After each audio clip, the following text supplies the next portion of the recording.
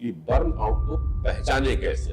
लंबे समय तक लगातार स्ट्रेस में रह रहे हैं तो कहीं ना कहीं ये जो कॉर्टिसोल एड्रेनालिन आपकी बॉडी के अंदर सिक्रीट हो रहे हैं, ये आपके अंदर में बर्नआउट यानी एड्रिनल फैटिग सिंड्रोम पैदा कर रहे हैं। तो महिला डॉक्टरों में 1.5 टाइम्स ज्यादा आत्महत्या करने की केसेस बढ़ जाते हैं। सर, मेडिकल कॉलेज में एजुकेशन के दौरान स्ट्रेस बढ़ते जा रहा है। क्या हेल्थ केयर सिस्टम में कुछ बदलाव की जरूरत आप समझ रहे हो कि हमें अपने मेडिकल सिस्टम में क्या बदलाव करें जिससे ये हार्मनी बनी रहे पेशेंट, डॉक्टर और मेडिसिन के बीच में। नमस्कार दोस्तों, आज डॉक्टर्स डे है, यानी कि समर्पण, सेवा और संकल्प का दिन है। लेकिन इस बार संदेश जो है वो कुछ अलग ही है। आज डॉक्टरों को केवल धन्यवाद देने का दिन नहीं है, उन्हें समझने और उनकी संवेदनाओं को समझने का भी दिन है। और शायद इसीलिए जो इस वर्ष का थीम है वह थीम है behind the mask, heal the healer. यानी उस मास्क के पीछे छिपे उस सफेद कोट वाले उस व्यक्ति की बात को समझना है, उस व्यक्ति के दिल के अंदर जाकर के समझने की आवश्यकता है, जो महामारी हो या ऑपरेशन का थिएटर या इमरजेंसी की ड्यूटी, सब में हर पल हर समय साथ खड़ा होता है। मां के बाद कोई दूसरा चेहरा होता है तो वह डॉक्टर होता है। आज हम डॉक्टर्स डे पे डॉक्टर्स के कुछ इन्हीं अनछुए पहलुओं को समझने की कोशिश करेंगे और कुछ रिपोर्ट साझा करूंगा मैं आपके साथ मित्रों, जो रिपोर्ट चौंकाने वाली होती है उस व्यक्ति की जो हमारी देखभाल करता है। फिलहाल हम स्वागत करेंगे मेरे मित्र डॉक्टर अनिल गुप्ता जी का। डॉक्टर साहब, बहुत बहुत स्वागत आपका आज डॉक्टर्स डे में, और आपको बधाई और शुभकामनाएं भी हैं। नमस्कार, good morning, lovely morning. Doctor साहब, सबसे पहले बधाई और शुभकामनाएं तो रहेंगी, पर हम तो आपसे यही कामना करेंगे कि लोगों का स्वास्थ्य का ध्यान रखते रखते आप अपने स्वास्थ्य का भी ध्यान रखे रहे, तभी शायद आप सबका स्वास्थ्य का ध्यान भी रख पाएंगे। पर इसके पहले डॉक्टर्स डे जिस व्यक्ति के लिए मनाया जाता है, आज उसको भी याद करने का दिन है। और ऐसे विलक्षण प्रतिभा बहुत कम होते हैं, शायद इसीलिए उनका जन्म दिवस और पुण्यतिथि दोनों 1 जुलाई को आता है। बात कर रहे हैं हम भूतपूर्व मुख्यमंत्री पश्चिम बंगाल के विधानसन राय की। बिल्कुल जी। सर्वप्रथम हैप्पी डॉक्टर्स डे। सभी मेरे डॉक्टर्स मित्रगण को डॉक्टर्स डे की शुभकामनाएं। देखिए, डॉक्टर्स डे 1 जुलाई को मनाया जाता है। क्यों मनाया जाता है? डॉक्टर्स को तो मालूम ही है, लेकिन हम एक जनरल पब्लिक के लिए भी एक मैसेज देना चाह रहे हैं। ये मनाया जाता है एक डॉक्टर की स्मृति में, डॉक्टर विधान राय चंद्रा जी, जो कि डॉक्टर तो थे ही पेशे से, लेकिन वो 15 साल तक पश्चिम बंगाल के मुख्यमंत्री भी बने रहे, यानी बहुत बड़े पॉलिटिशियन भी थे। साथ ही साथ उन्होंने पॉलिटिशियन रहते हुए बहुत सारे इंस्टीट्यूशंस, मेडिकल इंस्टीट्यूशन को स्थापित किया, यानी कि मेडिकल के अंदर उनका योगदान अविस्मरणीय है। साथ ही साथ उन्हें भारत रत्न के साथ नवाजा गया और 1 जुलाई को ही पैदा हुए और 1 जुलाई को ही उनका देहांत हुआ। तो इसीलिए 1 जुलाई को सभी डॉक्टर्स को सम्मान देने के लिए, उनके सहयोग को, उनके कंट्रीब्यूशन को याद करने के लिए डॉक्टर्स डे मनाया जाता है। और हर साल इस डॉक्टर्स डे का एक थीम होता है। उस थीम के पीछे का भी उद्देश्य ये होता है कि कुछ समाज के अंदर सकारात्मक चेंज आ सके, कुछ बदलाव आ सके। तो इस बार का जो थीम है वो है behind the mask, heal the healers. यानी कि ये जो मास्क के पीछे छुपे हुए चेहरे हैं, ये जो हीलर्स हैं, क्या इनको भी हील करने की जरूरत है? क्या डॉक्टर्स के वेलनेस और वेलबींग को ध्यान में रखना जरूरी है? क्या वो हेल्थ केयर प्रोवाइडर जो दूसरों की बिना अपनी हेल्थ की केयर किए दूसरों की हेल्थ की देखभाल करते हैं, उनके हेल्थ को भी समझना जरूरी है, उनकी हेल्थ को भी ठीक रखना जरूरी है? क्या उनकी हेल्थ भी डिस्टर्ब हो जाती है? Yes, definitely. क्योंकि हम डॉक्टर्स जब दिन रात काम करते रहते हैं, हमारा कोई ड्यूटी आवर्स नहीं होते, हमारे खाने का पीने का समय नहीं होता। लेकिन मैं ये कहूंगा कि आज के समय में जहां लगातार तनाव, स्ट्रेस, एंजाइटी और बीमारियां बढ़ रही हैं, डॉक्टर्स को भी अपने वेलनेस और वेलबींग पर ध्यान देने की जरूरत है। और इस बार का थीम बहुत अच्छा चुना गया है ताकि डॉक्टर्स भी अपने स्वास्थ्य के प्रति सतर्क रहें और अपने वेलनेस और वेलबींग के लिए ध्यान दें। डॉक्टर साहब, आपने डॉक्टर्स के हेल्थ और वेलबींग की बात की। वह व्यक्ति जो दूसरे के हेल्थ का, दूसरे के स्वास्थ्य का ध्यान रखता है, कुछ चौंकाने वाली रिपोर्ट मैं आपके साथ भी साझा करूंगा मित्रों, आपके साथ भी साझा करूंगा। एक रिपोर्ट है पब मेडिकल सेंटर की, पीएमसी एक विशेष जर्नल है जो हेल्थ के ऊपर प्रकाशित होता रहता है। इसने लखनऊ में सर्वे किया और लिखता है कि 1660 डॉक्टरों के साथ कुछ 400 प्रश्न पूछे गए थे। इन प्रश्न में जो रिजल्ट आए वो बड़े चौंकाने वाले थे डॉक्टर, और कहते हैं कि लगभग 30% डॉक्टर्स डिप्रेशन के इंडिकेशन मिले हैं। 30% डॉक्टरों में इंडिकेशन मिले डिप्रेशन की। 16.7% ने यह कहा कि उन्होंने एक बार अपने जीवन में सुसाइडल आइडिया के बारे में सोचा है। तीसरा आता है मध्यम स्तर और स्ट्रेस की। अगर हम बात करते हैं तो 67% लोगों को एक मध्यम स्तर का स्ट्रेस रहा है और 90% डॉक्टरों ने माना कि उनमें बर्नआउट है। यह एक रिपोर्ट सब चौंकाने वाली है। अगर इतना ही नहीं, और Indian journal of social psychiatry की जो एक गुजरात की रिपोर्ट थी उसने भी कहा कि जो पोस्ट ग्रेजुएट रेसिडेंट डॉक्टर्स हैं, ये सर्वे उनके बीच हुआ, 27% को डिप्रेशन, 36% लोग एंजाइटी और 24% डॉक्टर्स को स्ट्रेस पाया गया। मीडिया ने भी अभी रिसेंटली, टाइम्स ऑफ इंडिया एक बड़ा नाम है भारत के मीडिया जगत में, 30 जून 2025 यानी कि अभी रिसेंटली रिपोर्ट प्रस्तुत की। 30% डॉक्टर डिप्रेशन पे है, 16.5% को सुसाइडल थॉट्स आए हैं, 67% को मध्यम स्ट्रेस और 13% हाई स्ट्रेस के साथ में है। और चौंका दिया रिपोर्ट ने, कहा कि महामारी के बाद यानी कि कोविड-19 के बाद ये और बढ़ गई है। और चौंकाने वाली रिपोर्ट साझा कर डॉक्टर अनिल के साथ में। बीएमजे 1960 से 2024 के बीच में पूरी दुनिया के डॉक्टरों पे सर्वे किया और पाया कि महिला जो चिकित्सक है उनमें आत्महत्या करने का जोखिम 75% से अधिक है। यह ऑल इंडिया डाटा आया था। जामा साइकेट्री की रिपोर्ट कहती है 2017 से 2021 के बीच उन्होंने फीमेल डॉक्टरों और सामान्य महिलाओं के बीच में जो अध्ययन किया, कहा कि फीमेल डॉक्टरों में सामान्य महिलाओं की अपेक्षा, यानी कि जो डॉक्टर नहीं है अन्य कामकाज में महिलाएं हैं, तो महिला डॉक्टरों में 1.5 टाइम्स ज्यादा आत्महत्या करने की केसेस बढ़ जाते हैं। ये रिपोर्ट देख के सब बिल्कुल ठीक कहा पांडे जी। देखिए ये तो रिपोर्ट्स दिखाई रही हैं, लेकिन मैं अपने अनुभव शेयर करता हूं कि जब मैं मेडिकल स्टूडेंट्स जो हमारे पास आते हैं वेलनेस और वेलबींग सेंटर पर एक सेशन के लिए, होलिस्टिक हेल्थ सेशन के लिए, उनसे जब उनके अनुभव पूछता हूं तो वो कहते हैं सर मेडिकल कॉलेज में एजुकेशन के दौरान स्ट्रेस बढ़ते जा रहा है।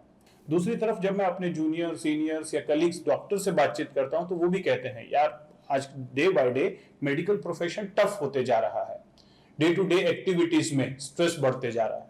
यानी कहीं ना कहीं मेडिकल एजुकेशन के दौरान भी स्ट्रेस बढ़ा है और प्राइवेट प्रैक्टिस या गवर्नमेंट जॉब के दौरान भी स्ट्रेस बढ़ा है। और मेडिकल प्रोफेशन अपने आप में बहुत ही परफेक्शन मांगता है। हमसे कोई नेग्लिजेंस नहीं हो सकती। हमें इतना परफेक्ट होना होता है कि हम किसी चीज को छोड़ ना दे। पेशेंट के डायग्नोस करते समय या उसे ट्रीट करते समय या सर्जरी करते समय कोई भूल चूक हमसे ना हो जाए, इसीलिए हमें हाईली अलर्ट रहना होता है। तो कहीं ना कहीं अगर हम स्ट्रेस लेवल की बात करें तो डॉक्टर का स्ट्रेस लेवल लगातार बढ़ते जा रहा है। दूसरी तरफ एक चीज और सामने आ रही है, वो है मेडिको लीगल केसेस। देखने को यह मिल रहा है कि डॉक्टर्स अपना 100% नहीं 200% देने की कोशिश कर रहे हैं, लेकिन उसके बावजूद जो सेटिस्फेक्शन लेवल है पेशेंट और डॉक्टर के बीच में वो उतना बढ़ नहीं रहा है। कहीं ना कहीं कुछ ऐसे मुद्दे देखने को मिल रहे हैं कि पेशेंट्स लगातार डॉक्टर्स के साथ एक जो रिलेशनशिप होता था वो और बेहतर होने की बजाय कम होते जा रहा है। विश्वास पेशेंट और डॉक्टर के बीच में कम होते जा रहा है। रिलेशनशिप अच्छा होने की बजाय थोड़ा थोड़ा बिगड़ते जा रहा है। मेडिको लीगल एस्पेक्ट्स आ रहे हैं। तो इसके पीछे कुछ ऐसे मुख्य कारण है जिन पे आज बात करना जरूरी है। पहला चीज है कि मॉडर्न मेडिकल सिस्टम महंगा होते जा रहा है, क्योंकि लेटेस्ट डायग्नोस्टिक मशीनें और लेटेस्ट ट्रीटमेंट, लेटेस्ट सर्जरीज जो आ रही हैं, उसकी वजह से इलाज डेफिनेटली थोड़ा महंगा हो गया है। और महंगा होने से पेशेंट कहीं ना कहीं जब बीमार होके आता है तो उसको ट्रीटमेंट करवाने में जब खर्च करना पड़ता है ना, तो वो उससे बहुत दुखी होता है, क्योंकि उसे कुछ चीज मिल नहीं रही है। ये जो डिजीज से छुटकारा पाने के लिए उसको जो खर्चा आया, ये उसके ऊपर एक्स्ट्रा स्ट्रेस पैदा कर रहा है। तो इसीलिए ये एक जो समस्या है, इसके ऊपर काम करने की जरूरत है और इसमें इंश्योरेंस सेक्टर बहुत बड़ा रोल प्ले कर सकता है। आने वाले समय में हमें अपने हेल्थ केयर सेक्टर के अंदर इंश्योरेंस पार्ट को इतना बड़ा कवर करना होगा ताकि हर पर्सन, हर पेशेंट, हर व्यक्ति जो है इंश्योर्ड रहे अपनी हेल्थ को लेकर, और इतना हेल्थ इंश्योरेंस करवाए ताकि वो किसी भी प्रकार के अगर डिजीज से ग्रसित हो जाए तो इंश्योरेंस पार्ट उसका कवर करे, ताकि ये जो फाइनेंशियल बर्डन डिजीज की तहत आता है उस दौरान डॉक्टर और पेशेंट के रिलेशनशिप में दिक्कत ना पैदा करे। दूसरी बड़ी बात है कि पेशेंट जो होता है उस समय डिजीज की वजह से परेशान होता है, इमोशनली और मेंटली भी अनहेल्दी हो जाता है, और इसका सारा गुस्सा कहीं ना कहीं पैरामेडिकल स्टाफ, नर्सिंग स्टाफ या डॉक्टर्स के ऊपर ही निकलता है। और डॉक्टर भी एक मेडिकल सिस्टम के हिसाब से पेशेंट के डिजीज को एक डिजीज के हिसाब से समझ रहा है, जो उसने अभी तक अपनी मेडिकल एजुकेशन में पढ़ा, और उसके अकॉर्डिंगली डायग्नोसिस बनाने की कोशिश कर रहा है, जो हमें मेडिकल सिस्टम सिखाता है। लेकिन होलिस्टिक व्यू में अगर हम समझें तो हमें डिजीज के साथ साथ उस पर्सन को भी समझना होता है, उसके मेंटल इमोशनल स्टेट को भी समझना होता है, जो बहुत इंपॉर्टेंट होता है किसी भी डिजीज के ट्रीटमेंट में।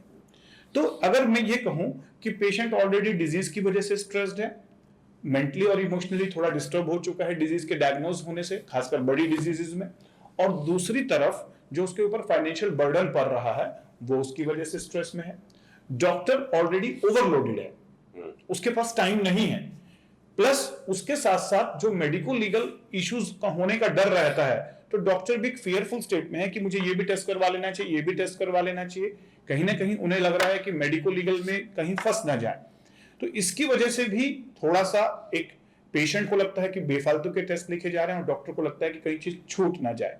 तो ये जो मॉडर्न मेडिकल सिस्टम के अंदर में कुछ खामियां हैं जिसे हमें ठीक करने की जरूरत है, ताकि डॉक्टर और पेशेंट का जो रिलेशनशिप बहुत इंपॉर्टेंट पार्ट होता था किसी भी डिजीज को ट्रीट करने में, हील करने में। मैं तो ये कहता हूं कि जो हीलिंग प्रोसेस होता है उसमें ट्रायंगल होता है, उस ट्रायंगल में ट्रायंगल का जो टॉप है वहां पर पेशेंट बैठा हुआ है, और एक तरफ जो नीचे का हिस्सा है वो है डॉक्टर, और तीसरा है उसकी मेडिसिन या जो भी वो थेरेपी से गुजर रहा है। तो ये तीनों मिलके जब काम करेंगे तब ट्रीटमेंट, हीलिंग और क्योर होगा।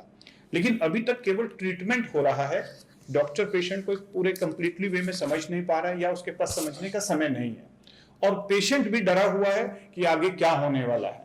तो ऐसे में इस सिस्टम के अंदर स्ट्रेस बढ़ते जा रहा है, और इसकी वजह से भी मेडिकल डॉक्टर्स का मेंटल इमोशनल वेलबींग पार्ट जो है कहीं ना कहीं इफेक्ट हो रहा है, जिसपे आज हम इस डॉक्टर डे पे कहते हैं कि हम सबको ध्यान देने की जरूरत है, समाधान निकालने की जरूरत है। पेशेंट को भी सोचना होगा, डॉक्टर को खुद भी सोचना होगा, और गवर्नमेंट और सिस्टम को भी सोचना होगा कि हमें अपने मेडिकल सिस्टम में क्या बदलाव करें जिससे ये हार्मनी बनी रहे पेशेंट, डॉक्टर और मेडिसिन के बीच में। राइट। तो डॉक्टर साहब, दो तीन बातें आपने भी मुख्य रूप से यहाँ पे कही। एक, ये एग्री कर रहे हैं कि इस कॉलेज लाइफ से ही, जैसे ही कोई भी स्टूडेंट बनता है मेडिकल का, तब से उसके ऊपर में एक स्ट्रेस चालू हो जाता है ना, क्योंकि वर्कलोड वहां पे ज्यादा है, और वो कंटिन्यूटी बनी रहती है जब वो हॉस्पिटल सेक्टर में आता है। निश्चित रूप से कारपोरेट के आने के बाद ये कुछ और बढ़ गया, और कोविड के बाद, और ये जो अभी डायग्नोसिस के प्रोसेस बढ़े हैं, कहीं ना कहीं इलाज महंगा हुआ है, तो पब्लिक की एक्सपेक्टेशन, पेशेंट की एक्सपेक्टेशन डॉक्टर्स की ऊपर में ज्यादा हो गई है। तभी तो रिपोर्ट कह रही है कि 90% डॉक्टर्स को बर्नआउट है। अब मेरा पहला प्रश्न जो आपसे रहेगा, क्योंकि डॉक्टर अनिल गुप्ता न केवल ऑप्थेल्मोलॉजिस्ट हैं, आप एक होलिस्टिक हेल्थ कंसल्टेंट के रूप में भी काम करते हैं, तो ये प्रश्न आपसे लाजमी हो जाता है पूछना कि बर्नआउट को पहचाने कैसे, खास करके यंग डॉक्टर्स जो भी आ रहे हैं। पहला प्रश्न जो आपके पास रहेगा, और दूसरा जो रहेगा, अगर स्टूडेंट्स और डॉक्टर जो है ये महसूस करते हैं कि उनमें बर्नआउट हो रहा है, उन्हें स्ट्रेस हो रहा है, तो ये क्या करें? देखिए, बर्नआउट मतलब क्या है, यानी कि जब लगातार आप एक क्रॉनिक स्ट्रेस में रहते हैं तो बॉडी के अंदर कॉर्टिसोल लेवल इंक्रीज हो जाता है, जिसकी वजह से कुछ सिम्टम्स आते हैं, जैसे लगातार टायर्डनेस रहना, फ्रेश महसूस नहीं होना, मूड स्विंग्स होना, एनर्जेटिक फील नहीं करना, सुबह उठने के बाद भी ऐसा लगना कि नींद पूरी नहीं हुई है, जो कंसंट्रेशन है, मेमोरी है, फोकस है, वो डिस्टर्ब हो जाना, मेंटल फॉगिंग होना, बॉडी में पेन होना, और एक इरिटेबिलिटी मूड के अंदर आ जाना। ये कॉमन सिम्टम्स होते हैं जो शुरुआत में दिखाई देते हैं, लेकिन अगर इसको भी इग्नोर कर दिया जाए, फिर कहीं ना कहीं जो छोटी मोटी डिजीजेस होती हैं, जैसे लाइक एसिडिटी हो गया, कॉन्स्टिपेशंस हो गया, हेडेक हो गया, ब्लरिंग ऑफ विजन हो गया, माइग्रेन हो गया, IBS हो गया, ये फिर दूसरी तीसरी स्टेज में शुरू हो जाते हैं, फाइब्रोमाइल्जिया। और अगर यहां पर भी ध्यान ना दें तो फिर कहीं ना कहीं वो एक मेजर हेल्थ इश्यूज में कन्वर्ट हो जाता है। इस प्रकार के सीक्वेंस देखने को मिल रही है, चाहे वो पेशेंट्स हो चाहे वो डॉक्टर्स हो। यानी कि स्ट्रेस एक ऐसा पार्ट है जो क्रॉनिक स्टेट में जब रहेगा, स्ट्रेस कुछ देर का अच्छा होता है ताकि आपकी परफॉर्मेंस बढ़ जाए, लेकिन अगर आप लंबे समय तक लगातार स्ट्रेस में रह रहे हैं तो कहीं ना कहीं ये जो कॉर्टिसोल, एड्रेनालिन आपकी बॉडी के अंदर सिक्रीट हो रहे हैं, ये आपके अंदर में बर्नआउट यानी एड्रिनल फैटिग सिंड्रोम पैदा कर रहे हैं, जिसके मैंने अभी लक्षण आपको बताए। और हम डॉक्टर्स इस चीज को लगातार महसूस कर रहे हैं, क्योंकि जब एक सर्जरी कर रहे होते हैं और सर्जरी के दौरान कहीं ना कहीं एक सर्जन का कॉर्टिसोल लेवल कई गुना ज्यादा होता है, उसे बहुत अलर्ट रहना होता है। अलर्ट के साथ साथ जब कॉम्प्लिकेशन हो जाता है, उस कॉम्प्लिकेशन को मैनेज करने के लिए भी उसका जो कॉर्टिसोल लेवल है बहुत हाई हो गया है। लेकिन ये उसके पार्ट एंड पार्सल है लाइफ का, उसे तो डेली सर्जरीज करनी है और डेली कॉम्प्लिकेशन हैंडल करने हैं, यानी कहीं ना कहीं उसका स्ट्रेस लेवल भी तो बहुत ज्यादा है। अब ऐसे में करना क्या है, हम डॉक्टर्स को भी समझना होगा कि हम डिजीज केयर तो कर रहे हैं, पेशेंट्स का केयर तो कर रहे हैं, लेकिन अपने हेल्थ के लिए, मेंटल हेल्थ के लिए, इमोशनल हेल्थ के लिए और अपनी खुद की फिजिकल हेल्थ के लिए डाइट, लाइफस्टाइल बहुत इंपॉर्टेंट पार्ट है। कहीं ना कहीं हम पेशेंट को तो ये बातें बताते हैं कि सर आप अपना डाइट और लाइफस्टाइल में मॉडिफाई करें, लेकिन हमें पता भी होता है सब कुछ करना क्या है, लेकिन कहीं ना कहीं समय की कमी रहते हुए हम इस चीज पे ध्यान नहीं दे पाते। वापस से अगर हम अपने आप के लिए 1 घंटा निकालें जिसमें हम योगा, मेडिटेशन, प्राणायाम, इस प्रकार की हमारा जो वैदिक साइंस है, इन चीजों को फॉलो करते हैं तो हम दिन भर एनर्जेटिक रह सकते हैं। हर चीज का इलाज केवल एक पिल्स या इंजेक्शन या टैबलेट नहीं हो सकता। बहुत हद तक ये चीजें जरूरी हैं, लेकिन साइड बाय साइड जो वैदिक विज्ञान की प्रोटोकॉल्स हैं, अगर वो फॉलो की जाए तो ये बहुत अच्छा पार्ट हो सकता है। पॉजिटिव हेल्थ जोन में हम मेडिकल स्टूडेंट्स को और डॉक्टर्स को भी आ रहा हूँ सर, अब इस पे ही यही बात है आपके पास, फिर मैं पॉजिटिव हेल्थ जोन पे भी आ जाता हूँ। क्या विशेष कर रहा है, लेकिन आपकी इन बातों जो आप बार बार कह रहे हैं कि मेडिकल स्टूडेंट को भी अपने हेल्थ के ऊपर कॉन्शियस होना चाहिए, और वैदिक विज्ञान की आपने बात की मतलब, पर ये मेडिकल साइंस का पार्ट नहीं है, शायद इसलिए स्टूडेंट को समझ नहीं आता है कि हमें करना क्या चाहिए। क्योंकि अभी एक ही प्रोग्राम में मैंने आपको सुन रहा था और आपने कहा था उस दिन की सब चीज पढ़ाई जाती है, हमें अपने बॉडी के बारे में पढ़ाया जाता है, हार्ट के बारे में पढ़ाया जा रहा है, मैथमेटिक्स में हमको ट्रिग्नोमेट्री पढ़ाई जा रही है, जिसका उपयोग हमारे जीवन में बहुत कम होता है। लेकिन सबसे अधिक मेंटल इशू से हम गुजर रहे हैं, उसकी बातें कम होती है। क्या हेल्थ केयर सिस्टम में कुछ बदलाव की जरूरत आप समझ रहे हो? देखिए, बीइंग ए मेडिकल डॉक्टर, मैंने इस मेडिकल सिस्टम के अंदर, अगर मैं 1996 से कहूं और आज 2025 हो गया, एक लंबा अनुभव रहा। इस अनुभव के अंदर मैंने महसूस किया कि सिस्टम में कुछ खामियां हैं जिसे बदलने की जरूरत है। पहली चीज है कि हमारा जो मेडिकल सिस्टम है वो फिजिकल बॉडी पे आधारित है, यानी बॉडी और ब्रेन की तो केयर करता है, ऑर्गन्स की, लेकिन जो मेटाफिजिकल पार्ट है, हमारी इमोशंस, हमारा माइंड, हमारी साइकोलॉजी, हमारी जो इंटेलेक्ट है, उसके ऊपर ध्यान नहीं देता। कहीं ना कहीं सोल, स्पिरिचुअलिटी, इनकी बातें कहीं नहीं होती। व्यक्ति एक फिजिकल बॉडी के बियॉन्ड एक इमोशनल बीइंग भी है, एक मेंटल बीइंग भी है। उसका mental health, emotional health, spiritual health भी उतना ही मायने रखता है। जबकि WHO ने खुद कहा था, health is a state of complete physical, mental, emotional and spiritual wellbeing, not merely an absence of disease और इन्फॉर्मिटी। लेकिन आज हम अपने मेडिकल सिस्टम के अंदर ही फिजिकल डायमेंशन के बियॉन्ड, जो ये mental dimension, emotional dimension, spiritual dimension, social dimension, ये जो छूट गई है ना, इसको वापस ऐड ऑन करने की जरूरत है। यानी मेडिकल सिस्टम कहीं ना कहीं एक फिजिकल था, जिसे अब होलिस्टिक वे में लाने की जरूरत है। होलिस्टिक मतलब उन सारी चीजों को ऐड ऑन करने की जरूरत है जो माइंड के बारे में बात कर रही है, जो इमोशनल हीलिंग का पार्ट है, जो लाइफस्टाइल और डाइट का पार्ट है, जो बात करती हैं स्पिरिट की, सोल की और एथिक्स की, मोरालिटी की। ये जब बातें मेडिकल सिस्टम के अंदर ऐड होंगी तब एक कंप्लीट सिस्टम बनेगा, जिसको हम कह सकते हैं integrated holistic health care system. जो मॉडर्न मेडिकल सिस्टम वेस्टर्न से आया है, वहां पर इस चीज को उन्होंने बहुत पहले से फील कर लिया है। इसीलिए integrated holistic health care medicine, यानी holistic medicine health care system वहां चेंज किया जा रहा है। बहुत सारी एसोसिएशन, बहुत सारी ऑर्गेनाइजेशन, बहुत सारे इंस्टीट्यूशन इस पे काम कर रहे हैं, integrated holistic health care system पे। बहुत सारी एसोसिएशंस बन गई हैं, जैसे इंडियन मेडिकल एसोसिएशन है, ऐसे ही बहुत सारी होलिस्टिक मेडिसिन एसोसिएशन है, इंटीग्रेटेड मेडिसिन एसोसिएशन है। ये क्या कर रही हैं, ये रिसर्च कर रही हैं कि कौन सी पैथीज को ऐड ऑन किया जाए मॉडर्न मेडिकल सिस्टम के साथ। मैं ये नहीं कह रहा हूं कि मॉडर्न मेडिकल सिस्टम को दरकिनार कर दिया जाए, उसका अपना रोल है, बहुत इंपॉर्टेंट है, बहुत ही अच्छा है, लेकिन उसकी जो कमियां हैं, उसके अंदर जो ऐड ऑन करने की जरूरत है वो ऐड किया जाए। एक होता है ऑल्टरनेटिव, होता है कॉम्प्लीमेंट्री। ज्यादातर हम ऑल्टरनेटिव मेडिसिन की बात करते हैं, ऑल्टरनेटिव नहीं। मेडिकल साइंस का कोई विकल्प नहीं। जहां मेडिकल साइंस की जरूरत है वहां मेडिकल साइंस को ही लेना पड़ेगा, लेकिन मेडिकल साइंस में जो जो कमियां हैं उसको ऐड ऑन करने के लिए, कॉम्प्लीमेंट करने के लिए हम कॉम्प्लीमेंट्री मेडिसिन ऐड करें। और हमारा जो वैदिक सिस्टम है ना हमारे इंडिया के पास, अभी जो कॉम्प्लीमेंट्री मेडिसिन हैं, पूरा वेस्टर्न वर्ल्ड सोच रहा है कि कौन सी पैथीज को ऐड किया जाए, कौन सी मेडिसिन को ऐड किया जाए। तो वो चैलेंजेस फेस कर रहे हैं कि कौन सी साइंस लाया जाए। कुछ लोग एक्यूप्रेशर ला रहे हैं, कुछ लोग वो थीटा हीलिंग, बीटा हीलिंग्स ला रहे हैं, कुछ न्यूरो फीडबैक साइंसेस ला रहे हैं। लेकिन हमारा इंडिया के पास एक ट्रेडिशनल हेल्थ केयर सिस्टम है, जिसमें योग का सिस्टम है, मेडिटेशन का सिस्टम है, जिसमें वैदिक विज्ञान का सिस्टम है, जिसमें आयुर्वेद का सिस्टम है। यानी हमारा जो ट्रेडिशनल हेल्थ केयर सिस्टम था ना, वो अपने आप में कंप्लीट हेल्थ केयर मॉडल था, जिसके अंदर डाइट की बात भी होती थी, लाइफस्टाइल की बात भी होती थी, माइंड की भी बात होती थी, इमोशंस की भी बात होती थी और स्पिरिचुअलिटी की भी बात होती थी। जहां पर लाइफस्टाइल भी था और लाइफ फिलॉसफी भी थी कि लाइफस्टाइल कैसे जीना है और लाइफ फिलॉसफी आपका ओवरऑल आउटलुक क्या होना चाहिए। तो अगर मॉडर्न मेडिकल सिस्टम के अंदर ये वैदिक सिस्टम को इंटीग्रेट कर दिया जाए तो हमारा जो ये मेडिकल सिस्टम है ये होलिस्टिक मेडिसिन की तरह काम करेगा, यानी होलिस्टिक हेल्थ केयर सिस्टम बन जाएगा। इंटीग्रेशन बहुत सारे सिस्टम में गवर्नमेंट इंटीग्रेट कर रही है, चाहे वो एग्रीकल्चर हो चाहे कुछ हो। बिल्कुल। तो सेम टू सेम मैं कह रहा हूं कि जब हम इंटीग्रेट करेंगे तो यहाँ दो बेनिफिट होंगे। पेशेंट का सेटिस्फेक्शन लेवल बढ़ेगा, पेशेंट को कंप्लीटली डॉक्टर समझ पाएगा, प्लस तीसरी बात जो हेल्थ केयर प्रोवाइडर्स हैं वो खुद अपने आप को डिस्ट्रेस कर पाएंगे। और केवल डॉक्टर की जिम्मेदारी नहीं है पेशेंट को ठीक करना, पेशेंट की भी जिम्मेदारी है अपने आप को ठीक करना, पार्टिसिपेशन करना।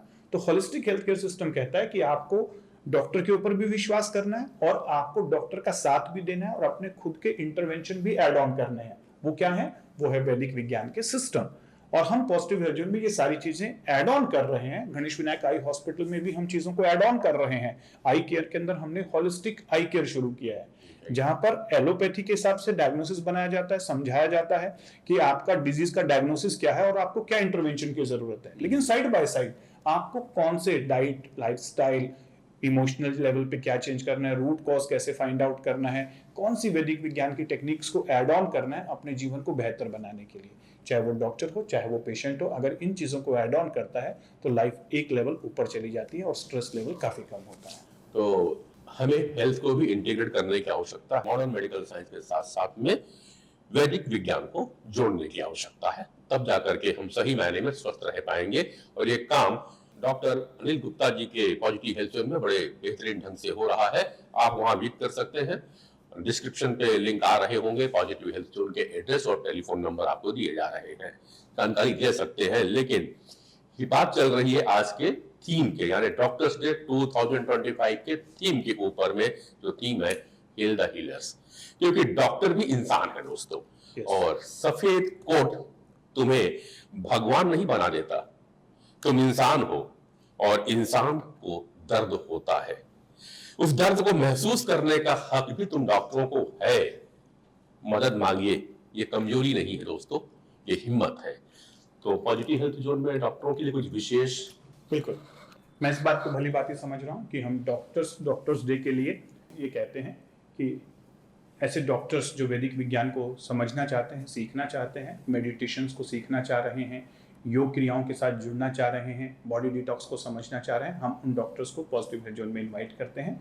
आइए, स्वागत है सर आपका, और समझिए इस सिस्टम को कि कैसे पहले आप पर्सनल लेवल पे लेकर देखिए और लेने के बाद उन्हें अपने प्रैक्टिस में कैसे ऐड ऑन करना है, कैसे आप पेशेंट्स को छोटी छोटी चीज़ें बताकर उनकी लाइफ को एक लेवल बेहतर बना सकते हैं। इसका भी हम आपके साथ ऐड ऑन करेंगे।